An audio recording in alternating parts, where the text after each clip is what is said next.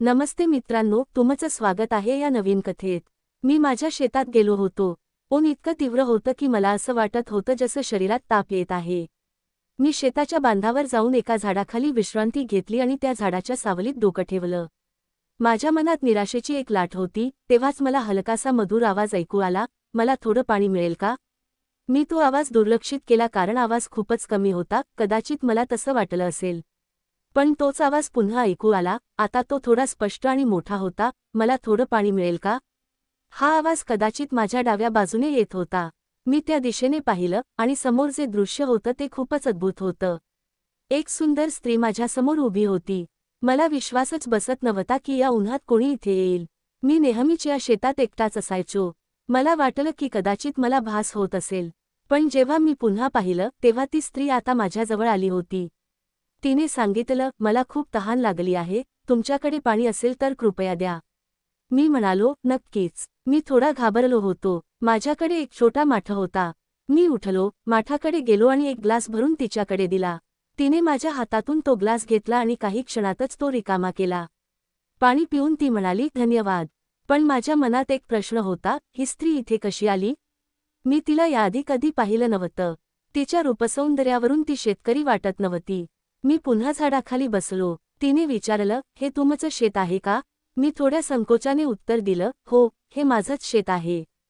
पण मी तुम्हाला इथे याआधी कधी पाहिलं नाही। तुम्ही कशा आलात? ती हसत म्हणाली, मी नुकतीच या गावात आले आहे। आज शेतात आले तेव्हा पाणी आणायचं विसरले। चांगलं झालं की तुम्ही भेटलात। मला खूप तहान लागली होती। इथे आसपास कोणी येत नाही। तुमचं शेत आहे, जेव्हा काम असतं तेव्हाच मजूर येतात। ती अजूनही उभी होती। मी म्हणालो, बसा, पहा माझी छोटी खाट आहे। मी पटकन उठलो, खाट पसरली आणि म्हणालो, बसा। ती म्हणाली, नाही, आता मला जायचं आहे। असं म्हणून ती तिच्या शेताकडे निघाली। मी तिच्याकडे पाहतच राहिलो। ती खूप सुंदर होती, जणू काही अप्सरा। ती हळूहळू चालत होती आणि मी तिच्याकडे एकटक पाहत होतो। मित्रांनो, मी विचार करत होतो की जर ती आणखी थोडा वेळ थांबली असती तर किती छान झालं असतं। पण ती गेली आणि माझ्या मनात फक्त तिचाच विचार होता। ऊन आणि थकवा जणू कुठे गायब झाला होता। मन एकदम शांत आणि थंड वाटत होतं आणि आनंदाचा अनुभव मनात खोलवर रुजला होता।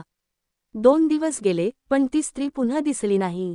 मी तिला शोधत राहिलो। एके दिवशी दुपारी मी शेतात काम करत असताना ती पुन्हा माझ्याकडे येताना दिसली। तिला पाहून माझं मन आनंदाने भरून गेलं। मी गव्हाच्या शेताला पाणी देत होतो। ती जवळ आली आणि मी विचारलं, काय झालं? तुम्हाला पाणी हवं आहे का? ती माझ्यापासून थोड्या अंतरावर उभी होती। मला काय बोलावं हे समजत नव्हतं। ती माझ्यापेक्षा थोडी मोठी वाटत होती, पण खूपच सुंदर होती। मी म्हणालो, हे शेत याआधी महेंद्र सांभाळायचे, पण अचानक तुम्ही इथे कशा आलात? तिने सांगितलं, हे शेत माझंच आहे, पण मी महेंद्रला कामाला ठेवलं होतं। आता मी ठरवलं की गावात येऊन शेती करेन। मी म्हणालो, म्हणूनच मला वाटलं नव्हतं की तुम्ही शेतकरी असाल, कारण तुम्ही शहरातल्या बाई वाटता। हे ऐकून ती थोडी हसली। मी विचारलं, काय झालं? मी काही चूक बोललो का? ती म्हणाली, नाही, असं काही नाही। तुम्ही जे बोललात ते खरं आहे। मी म्हणालो, तुम्हाला सावलीत बसायचं आहे का? इथे खूप ऊन आहे। ती हसत म्हणाली, हो, आता शेतात आले आहे तर थोडं उन्हात राहावं लागेल। मी हसत उत्तर दिलं, बरोबर बोललात। माझं नाव संतोषी आहे। तिने सांगितलं, माझं नाव आकाश आहे। मला शेतीबद्दल फारसं माहीत नाही, पण मी ठरवलं आहे की या गावात राहून शेती शिकेन। मी म्हणालो, हे ऐकून छान वाटलं। तुम्हाला काही मदत हवी असेल तर नक्की सांगा। ती म्हणाली, कारण मला बऱ्याच गोष्टी माहीत नाहीत, म्हणूनच मी तुमच्याकडे आले। मी म्हणालो, काळजी करू नका, संतोषी, मी तुम्हाला पूर्ण मदत करेन। हे ऐकून ती हसली। थोडं बोलल्यानंतर ती म्हणाली, आता मला जायचं आहे, कारण मला थोडं काम करायचं आहे। मी म्हणालो, हो, काही हरकत नाही। दुसऱ्या दिवशी मी शेतात चारा टाकत असताना ती पुन्हा आली। आज ती खूप सुंदर दिसत होती। तिने गुलाबी रंगाची साडी आणि रंगीबेरंगी ब्लाऊज घातलं होतं। तिच्या हातात एक पिशवी होती। लांबून ती म्हणाली, आकाश, काय करत आहात? तुमचं जेवण झालं का? मी म्हणालो, दुपारी घरी जाणार आहे, काळजी करू नका। ती हसत म्हणाली, तुम्हाला घरी जायची गरज नाही, कारण मी तुमच्यासाठी जेवण आणलं आहे। मी विचारलं, खरंच? ती हसत म्हणाली, हो, मी एक चांगला डबा आणला आहे। मलाही भूक लागली आहे, म्हणून मी ठरवलं की आपण एकत्र जेवू। मी म्हणालो, तुम्ही बसा, मी काम संपवून येतो।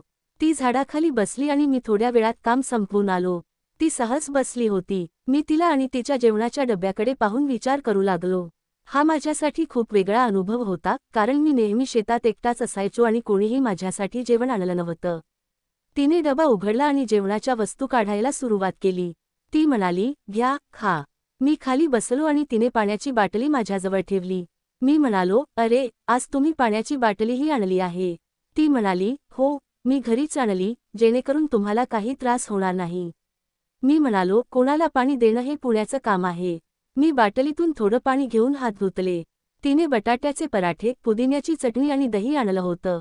मी जेवण सुरू केलं. पहिलं घास खाताच त्याचा स्वाद अप्रतिम वाटला. मी असा स्वाद कधीच चाखला नव्हता. 2-3 घास खाल्ल्यानंतर तिने विचारलं, "तुम्हाला आवडलं का?" मी म्हणालो, "नक्कीच, हे खूप छान आहे." ती म्हणाली, "तुमच्यासारखं मला हे ऐकून काही उत्तर द्यायची संधी मिळाली नाही." मी म्हणालो, "तुम्हीही खा." मग तिनेही जेवण सुरू केलं. तिने विचारलं, "आकाश, मला तुम्हाला एक गोष्ट विचारायची आहे." मी म्हणालो, "हो, विचारा." ती म्हणाली, "तुम्ही नेहमी शेतात एकटेच दिसता. तुमचं कुटुंब नाही का?" मी म्हणालो, "नाही, माझं अजून लग्न झालं नाही." हे ऐकून ती थोडी आश्चर्याने माझ्याकडे पाहू लागली. मी म्हणालो, "मी माझ्या काका आणि काकूंसोबत राहतो. ते या गावातच राहतात. त्यांनी मला लहानपणापासून सांभाळलं आहे." ती म्हणाली, "चांगलं आहे, संतोषी. मीही तुम्हाला शेतात एकटाच पाहतो. तुमचं कुटुंब कुठे आहे?" तिने सांगितलं, "घरी नाही. मी गावात एकटीच आले आहे." मी म्हणालो, "म्हणजे तुमचं कुटुंब शहरात आहे?" ती म्हणाली, "नाही, खरं सांगायचं तर माझं कोणी कुटुंब नाही." मला थोडं समजलं नाही, म्हणून मी विचारलं, "का?" संतोषी म्हणाली, "माझ्या नवऱ्याने मला सोडून दिलं आहे. मी त्याची दुसरी बायको होते. माझ्या नवऱ्याला पहिल्या बायकोपासून एक मुलगा आहे, ज्याचं लग्न झालं आहे. पण माझा सावत्र मुलगा आणि सून माझ्याशी खूप वाईट वागायचे, म्हणून मी त्यांना सोडून गावात आले." तिने सांगितलं, "माझं नशीब चांगलं आहे की माझ्या नवऱ्याने मरण्यापूर्वी या गावात माझ्या नावावर 4 एकर शेती विकत घेतली होती, ज्यामुळे मला आता खूप आधार मिळाला आहे." हे सगळं सांगताना तिच्या डोळ्यात अश्रू होते. तिची कहाणी ऐकून मला खूप वाईट वाटलं. मी तिला धीर देत म्हणालो, "अरे संतोषी, इतकं वाईट वाटून घेऊ नको. मी तुमच्या मदतीसाठी नेहमी इथे आहे. शेतीत तुम्हाला जशी मदत हवी ती सांगा. बाकी सगळं देवाच्या हातात आहे, आपल्या हातात नाही." ती म्हणाली, "खरं बोलताय आकाश." जेवताना आम्ही आणखी थोडं बोलत राहिलो. जेवण संपलं तेव्हा ती निघताना म्हणाली, "मी रोज तुमच्या शेतात येते, पण तुम्ही कधी माझ्या शेतात आला नाहीत." मी हसत म्हणालो, "ठीक आहे, उद्या दुपारी मी नक्की येईन." ती म्हणाली, "मी रोज इथे शेतात असते. मी वचन दिलं, उद्या तुमच्या शेतात नक्की येईन." ती गेल्यावर मी विचार करत होतो की तिच्या आयुष्यात इतक्या अडचणी असूनही ती किती शांत आणि संयमी आहे. दुसऱ्या दिवशी दुपारी मी माझं महत्त्वाचं काम संपवून तिच्या शेताकडे गेलो. तिच्या शेताच्या बांधावर पोहोचल्यावर मी इकडे तिकडे पाहिलं, पण ती कुठे दिसली नाही. मग मी आवाज दिला, "संतोषी." मी जोरात आवाज दिला तेव्हा एका कोपऱ्यातून तिचा प्रतिसाद आला, "मी इथे आहे." ती बसली होती आणि तिच्या हातात कुदळ होतं. मी तिच्याजवळ गेलो. ती हसत म्हणाली, "मला वाटलं तुम्ही येणार नाही." मी म्हणालो, "कसं नाही? तुम्ही इतक्या आदराने बोलावत आहात तर मी कसं येणार नाही?" तिच्या हसण्यात आनंद झळकत होता.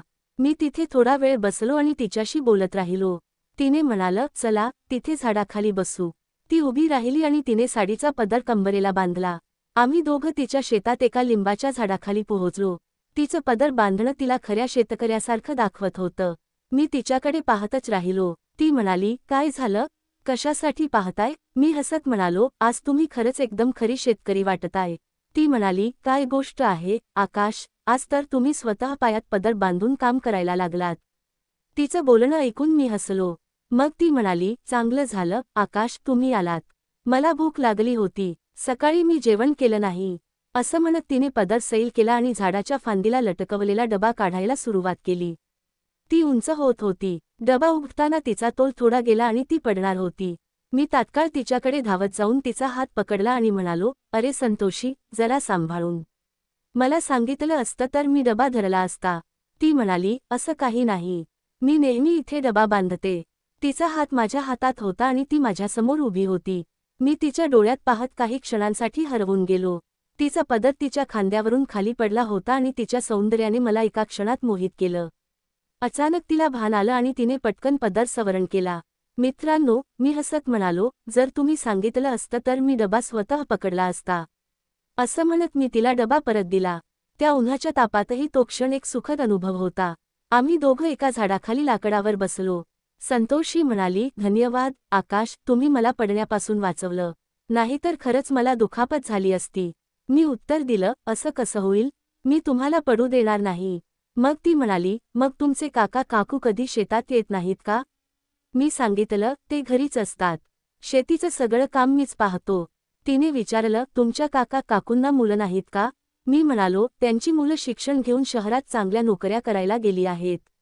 मग मी सांगितलं, माझे आईवडील मला लहानपणीच सोडून गेले. तेव्हापासून माझ्या काका काकूंनी मला वाढवलं. पण त्यांनी मला कधी शाळेत जाऊ दिलं नाही. हे ऐकून ती म्हणाली, काय? का? मी म्हणालो, ते मला परक्या मुलासारखं समजायचे. लहान असताना मला काही समजायचं नाही. मी त्यांना माझे आईवडील मानायचो. पण मोठा झाल्यावर सत्य समोर आलं. त्यांनी त्यांच्या मुलांना शिक्षण दिलं, पण मला शेतात काम करण्यासाठीच ठेवलं. हे बोलताना माझ्या डोळ्यात अश्रू आले. संतोषीने माझं बोलणं ऐकून दुःखी होत सांगितलं, असं विचार करू नको. हे सगळं तुझ्या नशिबात होतं. मी म्हणालो, मी कोणाला दोष देऊ इच्छित नाही. जे नशिबात असतं तेच होतं. तिने साडीचा पदर घेऊन माझे गाल पुसले आणि म्हणाली, समजून घे, या गोष्टी मनात ठेवू नको. तूच म्हणालास ना, जे नशिबात असतं तेच होतं. तिचं हे बोलणं खरं होतं. आम्ही जवळ बसलो होतो आणि तिने तिचा हात माझ्या हातावर ठेवला. मी तिच्याकडे पाहिलं, पण ती समोर पाहत होती. कदाचित तिने मला धीर देण्यासाठी असं केलं असेल. तिचा तो कोमल स्पर्श माझ्यासाठी खूप खास आणि सुखद अनुभव होता. त्या दिवशी संध्याकाळपर्यंत आम्ही तिथे बसलो. आता मी रोज शेतात संतोषीला भेटायचो आणि बोलायचो. पण जेव्हा माझ्या शेतात मजूर काम करत असायचे, तेव्हा ती माझ्या शेतात यायची नाही. त्याचप्रमाणे जेव्हा तिच्या शेतात मजूर असायचे, तेव्हा मी तिच्या शेतात जायचो नाही. न सांगता आम्ही दोघांनी हा अलिखित नियम बनवला होता. या सगळ्या भेटींमध्ये 6 महिने कसे निघून गेले हे कळलंच नाही. आता उन्हाळा संपला होता आणि पावसाळा सुरू झाला होता. पिकं लहरत होती. एके दिवशी मी शेतात काम करत होतो आणि अचानक पाऊस सुरू झाला. त्या दिवशी मी छत्री आणायचं विसरलो होतो, म्हणून मी शेतातच होतो. संतोषीचं शेत तिथून जवळच होतं. पाऊस सुरू होताच मी तिच्या शेताकडे धावलो. तिला एका झाडाखाली उभं पाहून मी हसलो. तिच्या हातात छत्री होती. मी धावत तिच्याजवळ पोहोचलो, पण पावसात पूर्णपणे भिजलो होतो. तिच्याजवळ जाऊन उभं राहिलो आणि म्हणालो, पहा ना, अचानक पाऊस सुरू झाला. तुम्हीही पावसात भिजलात. काय करू? आज छत्री आणायचं विसरलो. ती माझ्याजवळ छत्री घेऊन उभी होती. तिने माझ्याकडे पाहिलं आणि तात्काळ माझ्याजवळ येऊन मला तिच्या छत्रीत घेतलं. मी तिच्याकडे हसत पाहिलं आणि तिलाही हसताना पाहिलं. मी म्हणालो, धन्यवाद संतोषी. ती म्हणाली, कोणत्या गोष्टीसाठी धन्यवाद? छत्रीसाठी बोलताय? तुम्ही मला खणण्याच्या वेळी किती मदत केली. मी तुम्हाला थोडीशी मदत केली, यात तर आनंदच आहे. संतोषी पुढे म्हणाली, मला एक गोष्ट सांगायची होती. मी म्हणालो, हो, सांगा. ती म्हणाली, मला संतोषी म्हणू नका, फक्त सुमन म्हणा. मी म्हणालो, ठीक आहे. आता पाऊस जोरात पडत होता. नद्या आणि नाले वाहत होते आणि शेतातही पाणी साचत होतं. छत्री इतकी मोठी नव्हती, म्हणून चारही बाजूंनी काही पाण्याचे थेंब आमच्यावर पडत होते. यामुळे ती थोडी आणखी माझ्याजवळ सरकली. माझा खांदा तिच्या खांद्याला लागला होता. बराच वेळ पाऊस आणि वारा चालू होता. तिला थंडी वाजत होती आणि ती थोडी थरथरत होती. मी माझा एक हात तिच्या खांद्यावर ठेवला. तिने काही बोललं नाही, पण मला हे करताना खूप छान वाटलं. माझ्या मनात विचार आला की जर संतोषी माझी पत्नी असती तर किती छान झालं असतं. पण मी तात्काळ तो विचार बाजूला केला, कारण ते शक्य नव्हतं. मला माहीत होतं की अशा विचारांमुळे फक्त मनाला दुःख होईल. ती म्हणाली, किती वेळ झाला पाऊस पडतोय, कधी थांबेल माहीत नाही. मी म्हणालो, हो, सुमन. आम्ही एकमेकांच्या खूप जवळ उभे होतो. मी तिच्याकडे पाहत होतो आणि तिलाही याचा जाणीव झाली. तिनेही माझ्याकडे पाहिलं आणि हसली. थंडीमुळे आमचे ओठ थरथरत होते. मी तिच्या हातातून छत्री घेऊन माझ्या एका हातात पकडली आणि तिच्या आणखी जवळ गेलो. मित्रांनो, तिचे श्वास वेगाने चालत होते, ज्यामुळे माझं हृदयही असामान्य गतीने धडकत होतं. मी तर भक्तीतच होतो. पाऊस खूप जोरात पडत होता आणि त्या पावसात आमच्या प्रेमाचा खेळ चालला होता. काही वेळासाठी मला असं वाटलं की मी दुसऱ्या जगात गेलो आहे. काही वेळाने आम्हाला भान आलं. आता पाऊसही थांबला होता. जे काही झालं होतं ते खूप अनपेक्षित होतं. मी तिच्याकडे पाहिलं, पण थोडी संकोच वाटत होती. ती खूप समजूतदार होती. ती म्हणाली, आता पाऊस थांबला आहे. तुम्हाला भूक लागली असेल. मी म्हणालो, नाही, सुमन, तू जे दिलंस त्यामुळे माझं पोट भरलं आहे. ती लाजून डोकं खाली घालू लागली. तेवढ्यात लांबून कोणीतरी आवाज दिला. शेताजवळ एक कच्चा रस्ता होता आणि तिथून एक आजी आवाज देत होती, जी माझी ओळखीची होती. मी तिला विचारलं, काय झालं आजी? ती म्हणाली, इतकं मोठं वादळ होतं, माझ्या हातातून छत्री निसटली आणि कुठे उडून गेली. ती मला सापडत नाही. मी म्हणालो, जा आजी, छत्री गेली तर जाऊ दे, तिला विसर. पण आजी त्या छत्रीची खूप काळजी करत होती. थोड्या वेळाने संतोषीही तिथे आली आणि आजीने तिलाही तेच सांगितलं. संतोषीने तिची छत्री दिली आणि म्हणाली, घ्या आजी, काळजी करू नका. मग आजी छत्री घेऊन परत गेली. आम्ही तिथेच उभे होतो. मग संतोषी म्हणाली, मला आता घरी जायचं आहे, काम आहे. असं म्हणून ती निघाली, पण जाताना तिने मला एक गोड हसू दिलं. दुसऱ्या दिवशी मी शेतात गेलो नाही, कारण मला माझं आयुष्य जगायचं आहे. मी म्हणालो, हो सुमन, तू बरोबर बोलतेस. पण आता माझ्या लग्नाची वय निघत चालली आहे. मला कोणी मुलगी देणार नाही. लोक फक्त त्या मुलांना मुलगी देतात ज्यांच्याकडे नोकरी असते. शेती करणाऱ्याला मुलगी मिळणं खूप अवघड आहे. ती म्हणाली, माझ्याकडे तुझ्यासाठी एक मुलगी आहे, पण ती तुझ्यापेक्षा थोडी मोठी आहे. मी विचारलं, कोण आहे? तुला ती ओळखते का? ती हसत म्हणाली, आकाश, तूही तिला चांगलं ओळखतोस. पण मी तुला उद्या सांगेन. असं म्हणून ती पटकन निघून गेली. मग मी विचार करू लागलो की संतोषी कोणत्या मुलीचं बोलत होती? ती स्वतःबद्दल बोलत होती का? तिला माझ्याशी लग्न करायचं आहे का? मित्रांनो, माझ्या मनात अनेक प्रश्न घोळू लागले. संध्याकाळी घरी गेल्यावरही हे प्रश्न माझ्या मनात होते. त्या रात्री मला झोप येत नव्हती. मला फक्त वाट पाहत होतो की कधी सकाळ होईल आणि कधी संतोषी मला भेटेल आणि त्या मुलीचं मला सांगेल. मग एके दिवशी संतोषी भेटलीच. तिने त्या मुलीशी माझं लग्न लावून दिलं आणि आता मी खूप आनंदी आहे.